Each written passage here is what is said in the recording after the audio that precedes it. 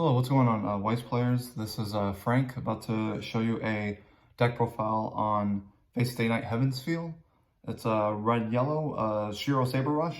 That's pretty much the name of the deck. I, about 2 weeks ago, competed in the Bushy Road Rumble Online 2021, and I got to the top 12. I ranked 11 out of 164 players. I believe that was the number. And yeah, it was a very fun tournament, and I was very happy with the results of this deck. And yeah, let's go ahead and get started. So pretty much the main core of the deck, kind of the reason why the purpose of playing this build is 4 copies of As a Master Shirou. So pretty much his climax combo is with the +2 soul that I will show later on. It's called a solitary return. So when he attacks, when you have solitary return in your climax area, as well as when you have 5 or less cards in your stock, you can look up to 3 cards from your deck, then choose a master or servant out of those 3 cards, and then dump the rest.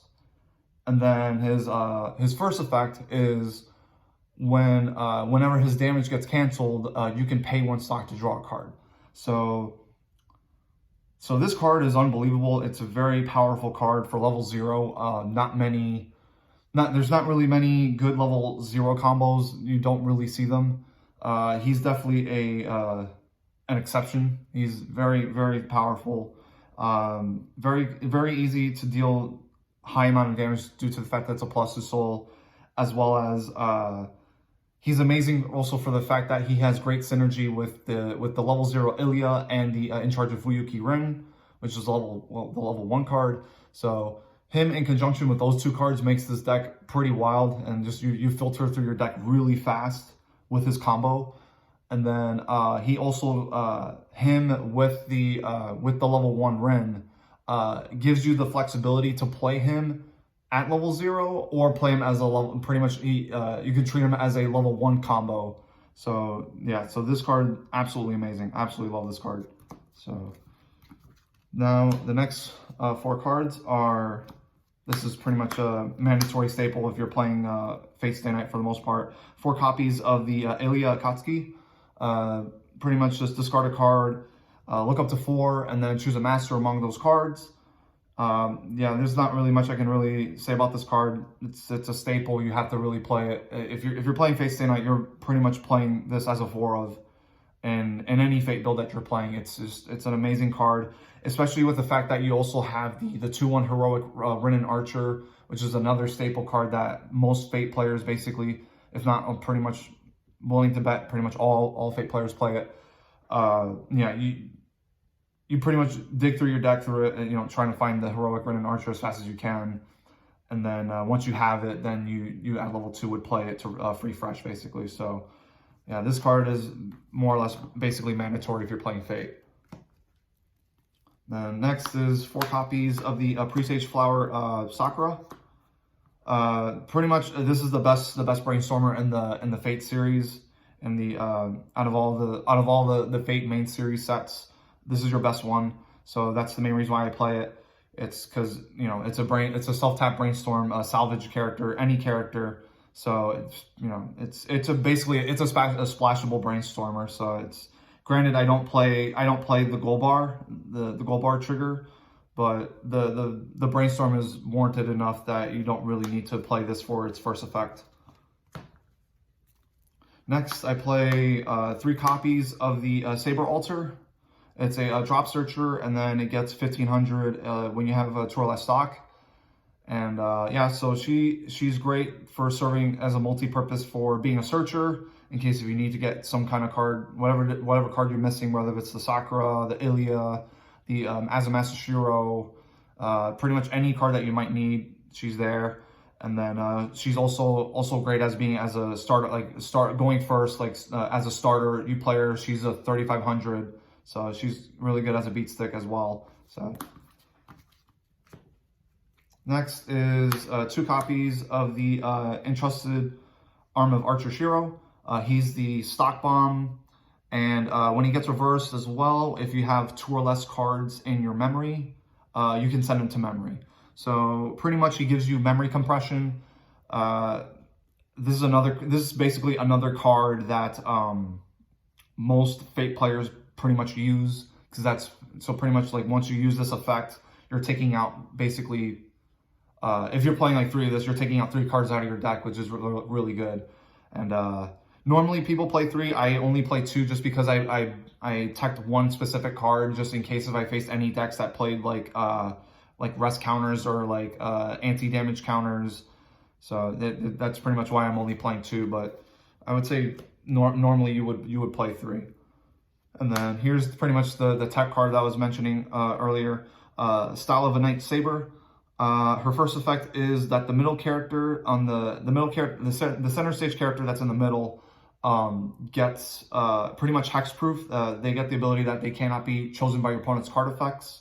And then her second effect is pretty much like a Ricky, where you pay 1, take a clock damage, and then rest herself to search a character that has the name Shirou or Saber.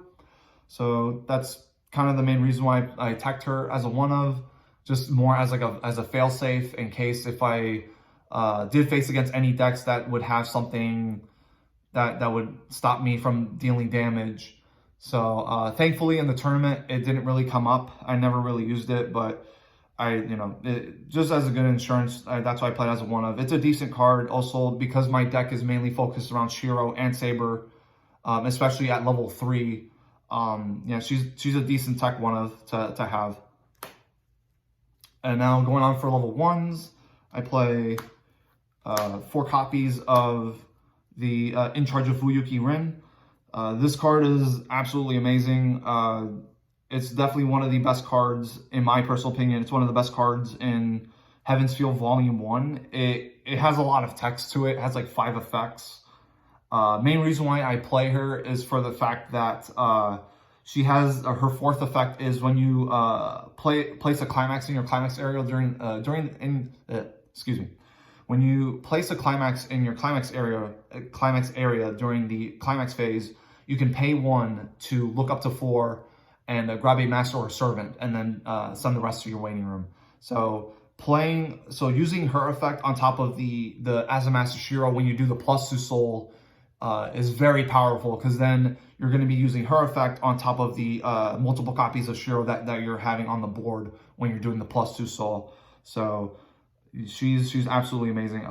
This card has been very helpful overall with playing the climax combo, and as well as sometimes it's also very helpful whenever I can just whenever I have the Excalibur Morgan. Sometimes I'll just play it down and then just use her effect just to look through cards, just to get cards that I might need. And then and actually on my last match I actually played 2 copies of these, because sadly in my last match I didn't get the +2 soul combo, so I kind of had to compensate by having 2 of the Rins. I played Excalibur Morgan and I used both of their effects to look up to 4s. That way I was closer enough to refreshing during my opponent's turn, basically. So yeah, this card is absolutely amazing. It's I guess my personal opinion, if you're playing red, I definitely think it's a 4 that you want to play. And then the next card that I was playing is 4 copies of 8th Heroic Spirit Gilgamesh. This is a new addition I made to this deck. I started playing it since this month.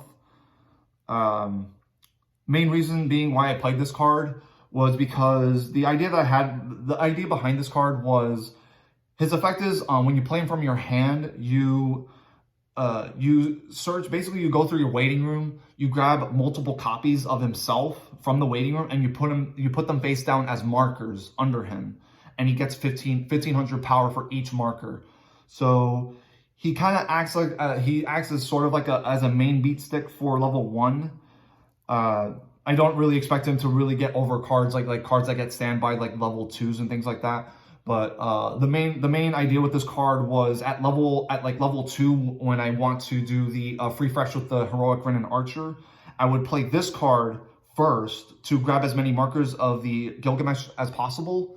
Marker the Gilgameshes, put it under the Gilgamesh, And then once I do his effect, then I would play the Rin Archer, so that way I'd have less cards going back in deck. That way I come out with more compression. And the marker compression is also in conjunction with the fact that I'm also playing the Stock Bomb Shiros that go into memory.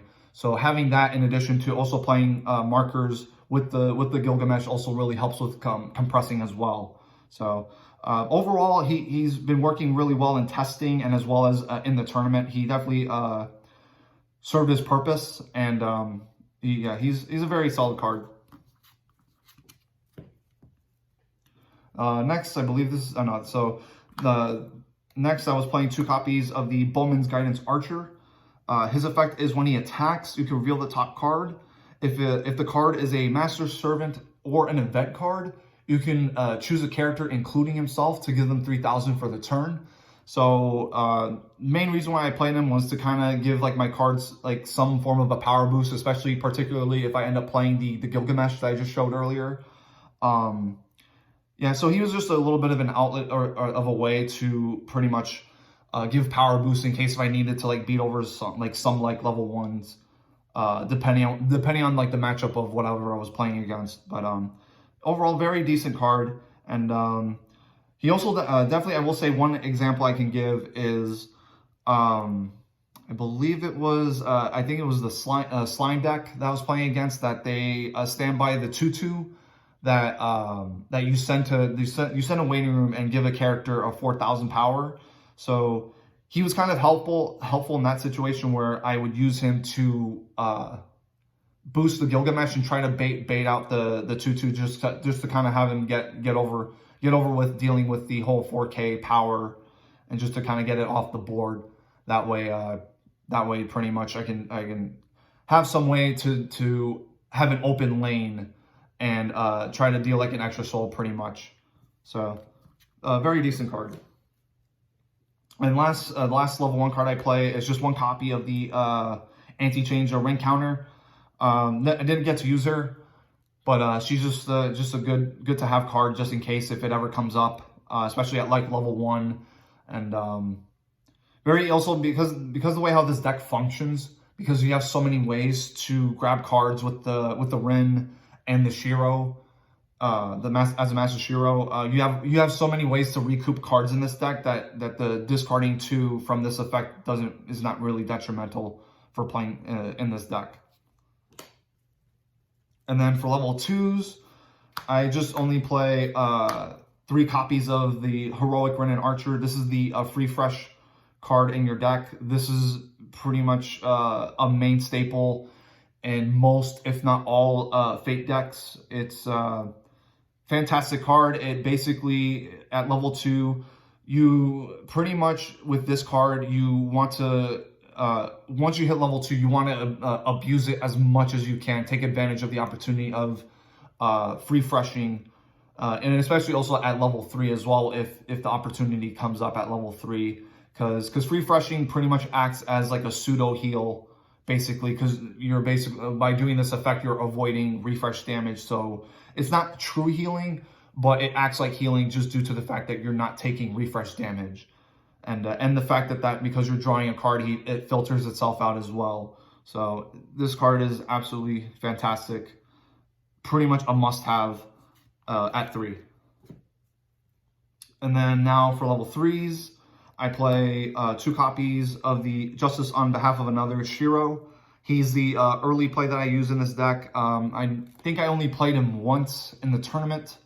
I mainly use him to dig out for the Excalibur Morgan at level 2, so that way I can set up for the Saber Excalibur combo. And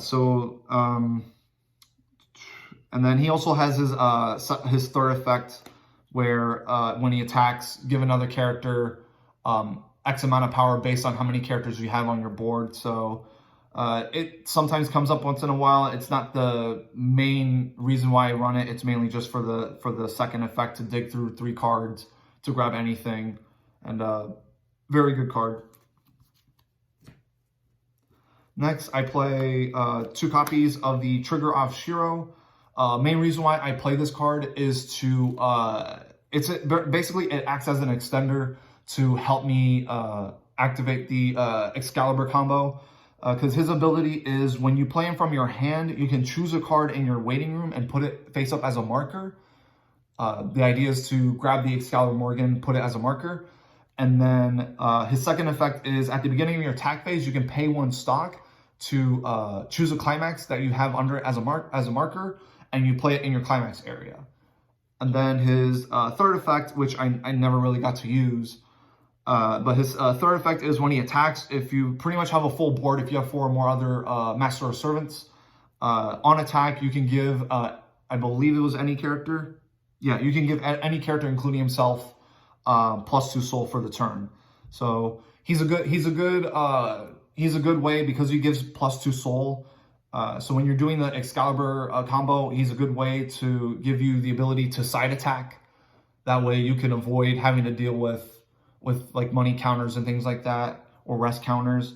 So and as well as, again, like as I mentioned, he acts as an extender to allow me to be able to just like as like worst case scenario, if I end up like losing all my Excalibur Morgans, that's why he's in the deck. So I believe I only used him once, but I ended up not having to use it because I just did 1 attack and I ended up winning the match. But overall, he's a very good extender for the most part.